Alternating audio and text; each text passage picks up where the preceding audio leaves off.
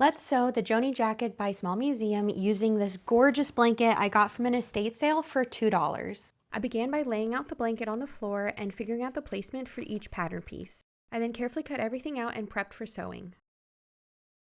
All the pieces are cut for the Joni Jacket. I have the collar ruffle, the bow tie pieces, which I actually made a little bit thinner than the pattern piece because I want a little bit more of a low profile bow for the front ties. I adjusted the collar size as well so it wasn't as wide, and I did one collar piece out of the blanket material on the border where it has kind of a neat pattern, and then I used a fun pattern fabric for the lining. Then for the pockets, I just used the same fabric that I used for the ties and ruffles for the pocket lining, and then I did the same thing as I did on the collar where I made the pockets cut out from the border of the blanket to have a fun pattern to it. This one's one of my favorites. It's a little unicorn. And then for the front bodice, the back bodice, and the sleeves, I cut out from the main portion of the blanket where it has the diamond shape. And then I also cut out pieces using the bottom 6.5 inches of the sleeve pattern to hopefully make kind of like a faux lining on the inside of the sleeve so that when I cuff the sleeve, you can see a peek of this pattern fabric that matches the fabric that's going to be under the collar. Oh, and here are my two bias bindings. I did my first adjustment from the original pattern instructions, and instead of overlocking or zigzag stitching these raw edges on the shoulder, I ended up doing a method very similar to Sydney Graham's shoulder method on her ruby vest, and I used some bias tape that I made